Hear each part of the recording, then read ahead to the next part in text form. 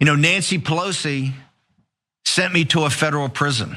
She sent me to a federal prison as a political prisoner to do two things: to make sure that she tried to tamp down the power of this show, right? Tamp down the power of the show, and also to break me.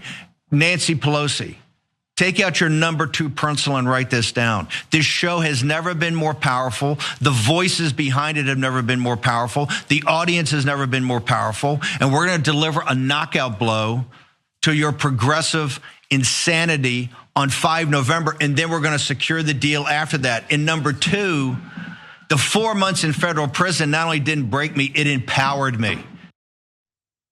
I mean, he certainly looks healthy. He looks great, Steve Bannon, fresh out of federal prison.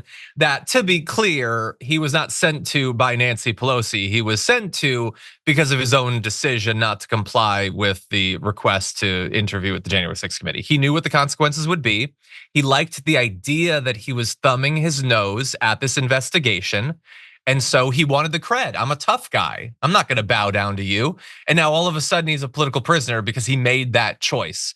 Anyway, he's out. He's out a week ahead of 5 November. Totally normal way to express that. So anyway, if he wants to do something leading up to the election, if he wants to be a part of whatever Donald Trump and his toadies do, if Donald Trump loses the election, he's now out and free to do that, David. And we know his involvement with that stuff before. Remember, he was the guy a day or two before January 6th saying everyone needs to tune in. It's going to be wild. He gets to be a part of whatever comes from here on out. What do you think? He was also the guy who was talking about firing the 50,000 federal workers before that actually got articulated by Project 2025. I mean, Project 2025 came after Steve Bannon had said, oh, we need to have a transition plan. We need to come out with a way to actually figure out how to put the Trump partisans in all the layers of our bureaucracy. So I would imagine if Trump wins, and again, I don't think Trump's going to win, but Steve Bannon, I think, would be the natural pick by Donald Trump to lead the transition and to figure out how to implement some of this crazy stuff. So Steve Bannon is out there. I'm just, I'm disappointed that his visit to Danbury Correctional, which is only about 10 minutes from here, didn't humble him at all. And maybe it's a testament to the fact that he was, treated nicely. He was in the veterans wing because I think he once served in the Navy. And so he got some special privileges and didn't have to deal with some of the rough stuff that maybe some of the other federal inmates usually have to face. But I would have thought that at least after a couple of months, he would emerge from a prison experience a little bit more thoughtful, a little bit sort of more modest, a little bit maybe more forgiving of other people. Instead, it just seems to have hardened him and made him even more of an egomaniac and even more extreme. A storm is tearing up the digital media industry. Only our audience can save us in these difficult times. Help us reach our goal of 100,000 new members at tyt.com/team.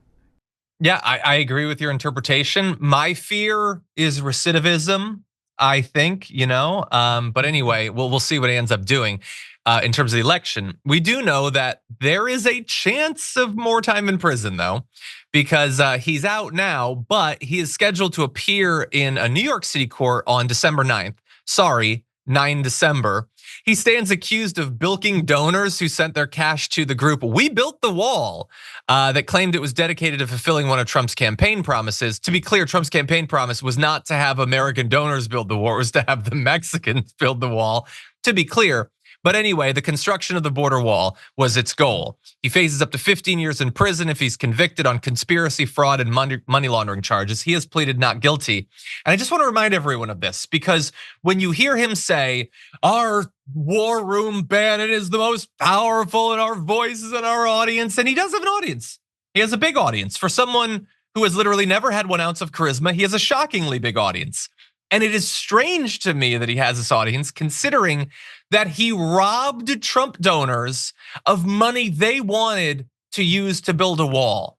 These regular conservatives who just had a simple dream to take money they could scarcely avoid to give up, to create a big monument to racism, and instead he stole it, okay? Him and this other guy, Colfage, stole it to buy boats and personal expenses and clothing and meals at restaurants, and he robbed them.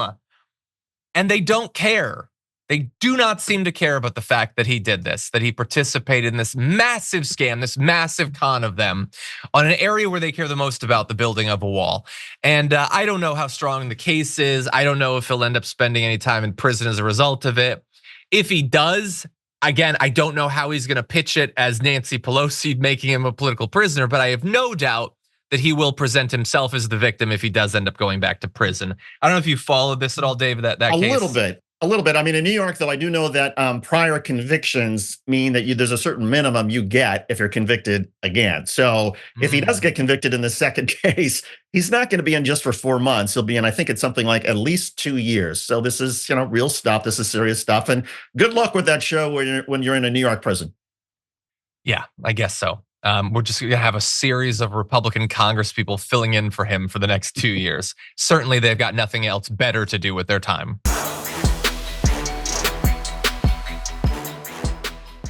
When you click the join button and become a tier 2 member, you get access to all of our weekly top 10 lists. What are you waiting for?